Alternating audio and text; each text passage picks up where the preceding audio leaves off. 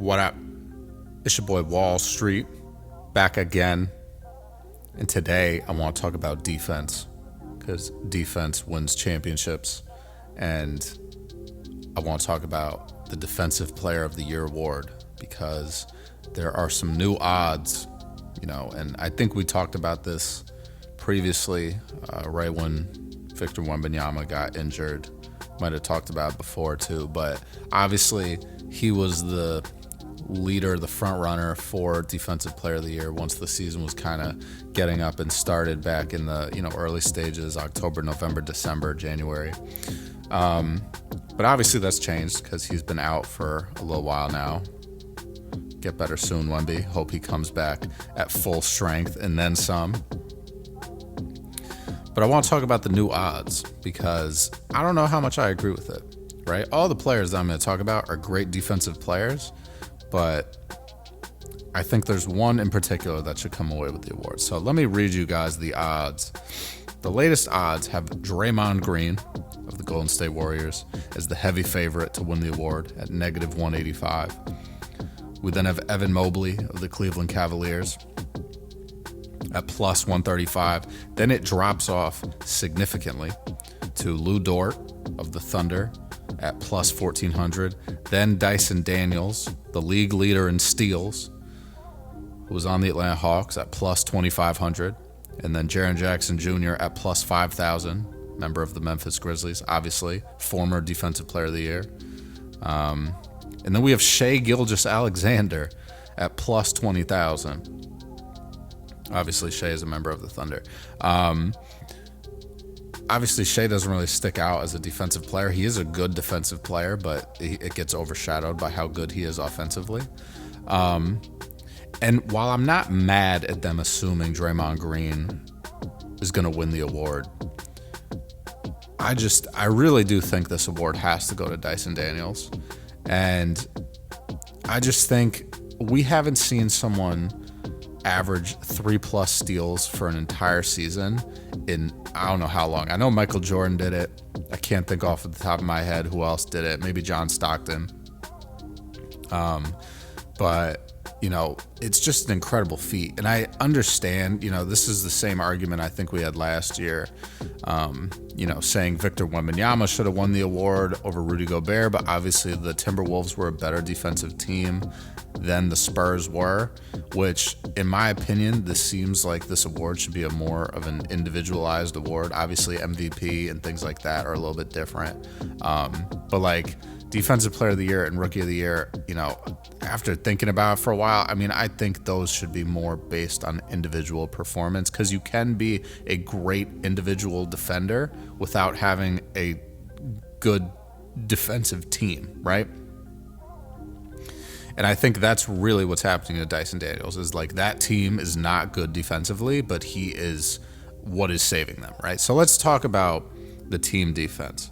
So in terms of defensive rating, the overall best team, like by a pretty decent margin in the league, is OKC, right? The Oklahoma City Thunder have a defensive rating of 106, which if you guys are unfamiliar with what defensive rating means, it's basically a stat that measures how many points a team allows per 100 possessions, indicating, how efficient they are in the defensive end, right? So it's typically in that range. You'll see like 105 to 115. If you're a real bad defensive team, it's like 120, 125. But it's, obviously OKC is the best team in the league. They're 63-12 right now. It makes sense. And I do think Lu Dort should be applauded for that. I think Alex Caruso should be applauded for that. I think Shai Gilgeous-Alexander should be applauded for that. And likely, I would imagine we're going to see probably all three of them appear on all defensive teams. Shai is probably going to be on a second team, right? I would imagine. But Lu Dort should absolutely be first team. I think Alex Caruso should certainly be first or second team. But after that, we have the Orlando Magic, who have a below 500 record, 36-40. Their defensive rating is 109.2. Then you have the LA Clippers Houston Rockets, Boston Celtics, Timberwolves. Then at 7, you have the Golden State Warriors and Draymond Green. Their defensive rating is 111 flat. Cleveland Cavaliers are right after that with Evan Mobley, 111.9. Then you have the Heat, the Pistons, the Bucks, the Grizzlies with Jaren Jackson Jr. at 112.6. Then you have the Knicks, the Lakers, the Raptors, the Pacers, and at 17, you have the Atlanta Hawks with a defensive rating of 114.7, right? But the thing about the Hawks is if you look at which team is averaging the most steals, it's OKC first at 10.4, and then Atlanta Hawks are right behind them at 9.8. And that is heavily because of Dyson Daniels, right? Dyson Daniels is basically accounting for 30%, over 30% of the steals for this team.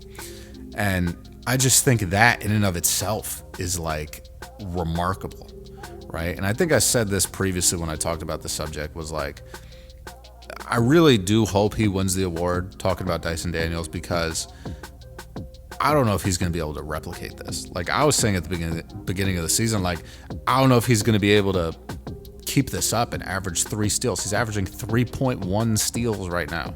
And there's like, how many games they have left? They have like 8 games left in the season.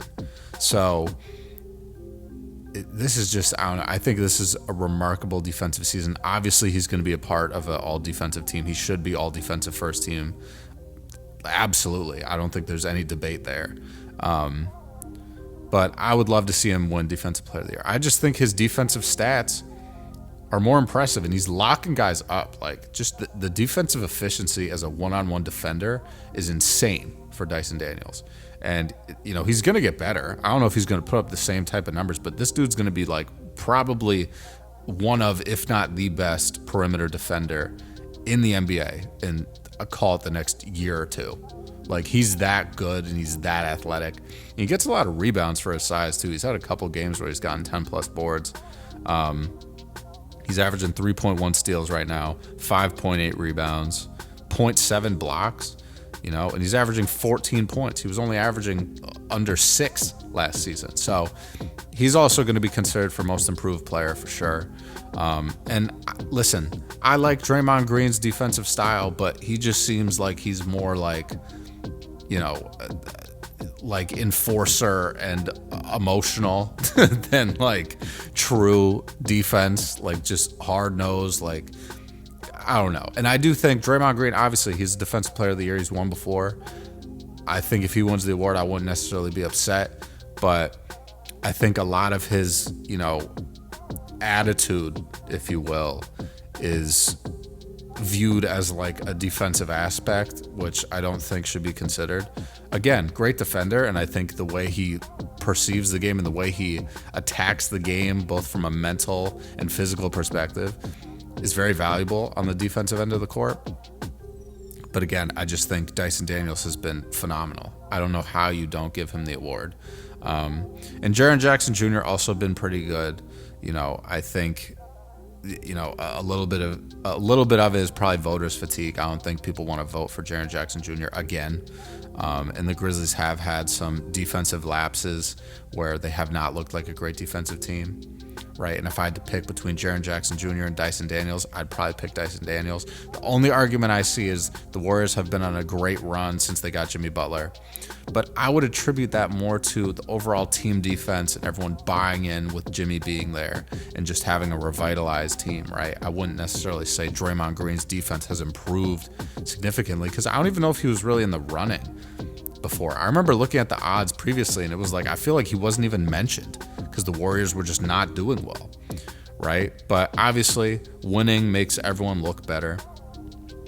And again, I don't think it would be a problem if he won the award. I just think from a statistical standpoint and just how good Dyson Daniels has been on the defensive end and how much you can just like, it's palpable, right? Like a lot of times you can't understand by watching the game on TV how much the defense is affecting an opponent. But like when you see someone get guarded by Dyson Daniels, you're like, you see them be like, oh shit, like this is not going to be good. Like Dyson Daniels is stealing more shit than a kleptomaniac in a mansion filled with blind people. Like, it's absurd what this guy is doing.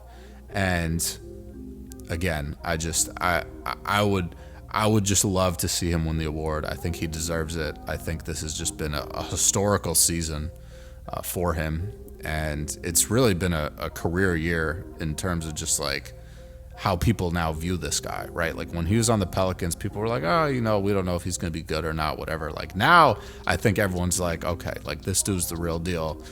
He's going to be a problem for sure.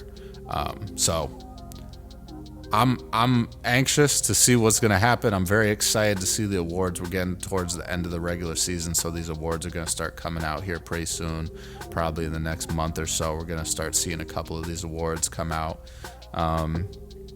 So yeah, man. But let me know what you guys think. I want to know what you think about, the Defensive Player of the Year race. Who do you think deserves it the most? Who do you think is going to come away with the award, and why?